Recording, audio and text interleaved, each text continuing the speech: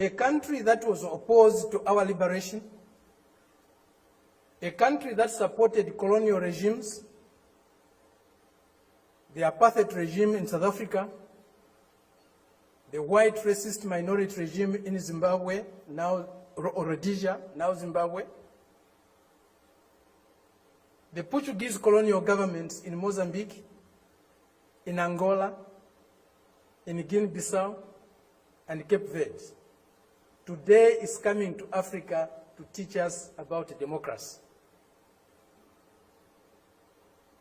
A country that has toppled so many governments in Africa, that has led so many coups in Africa and other parts of the world,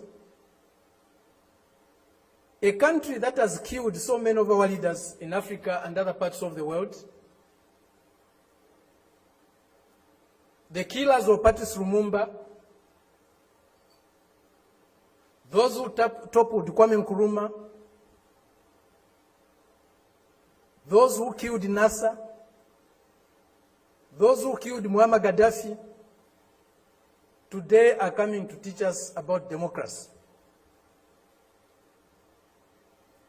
A country that has been built on brutal force, on enslavement of other human beings, on the humiliation of Africans, the exploitation of Africans, the plunder of Africa, today is coming to teach us about democracy.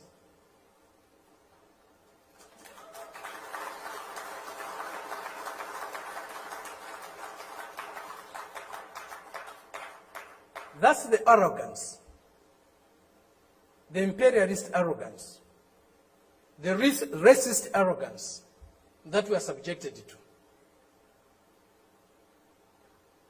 We cannot have democracy where there is hegemony of the strongest, mightiest imperialist power. We cannot have democracy where a country's resources, a country's decisions are dictated to by another country. A country that is dominated by another country cannot be democratic. A country that lacks sovereignty cannot be democratic. A people that cannot decide for themselves cannot be democratic. A colony, a neo-colony cannot be democratic. That's why today, even at the United Nations, membership is on the basis of sovereignty. Only sovereign nations can be members of the United Nations, because only sovereign nations can decide for themselves. A colony cannot be a member of the United Nations. It's not by accident. It's not a mistake. If you have no respect for the dignity of others, if you have no respect for the sovereignty of other countries, you cannot claim to be a champion of democracy. They used to say, all roads lead to Rome. Today, we can confidently say,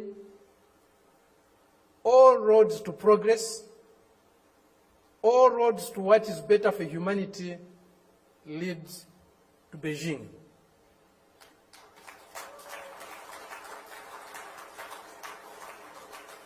This is a country, this is a people that have developed themselves, that has developed itself without colonizing any country in the world, without plundering any country in the world, without subjugating any people in the world.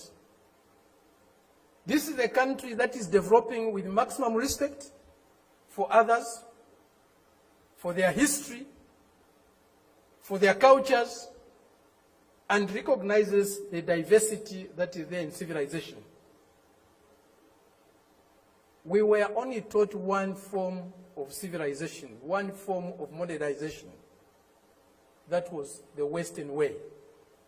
Westernness was a measure of how civilized, how modern you are. We reject that. We reject it because it's not correct. We reject it because it's undemocratic. We reject it because it's uncivilized to think of the world and of other people in that way. Today, they cannot accept the fact that China has caught up with them. China is about to surpass them in many areas of human endeavor. The imperialist arrogance is inhibiting them from accepting that is reality. The racist arrogance is inhibiting them from accepting that reality. But the world is changing. The changes we are witnessing today, as President Xi said in Moscow recently, or the other day, they have never been seen in 100 years. They have shaped a world that they themselves today are scared of. And they have shaped a world that is not sustainable. Democracy, human development is not sustainable on the basis of plunder, on the basis of enslavement, on the basis of humiliating other people every day. That is a system we are seeing today, a system that will not survive if plunder is eliminated, if subjugation of other peoples, other nations is eliminated, if inequality in the world is eliminated. That system will disappear. The only system that you can survive and can endure for long is a system that is based on mutual benefit, win-win relationships, mutual respect for others, accommodation and tolerance of others, and fraternal love for all humanity. This is what we find in China today. This is what China's example is showing us. Indeed, all paths are different. There's no path that is the same,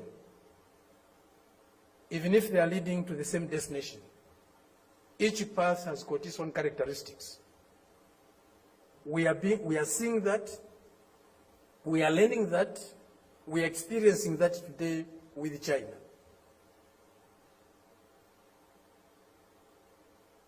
There are many things that need to be done.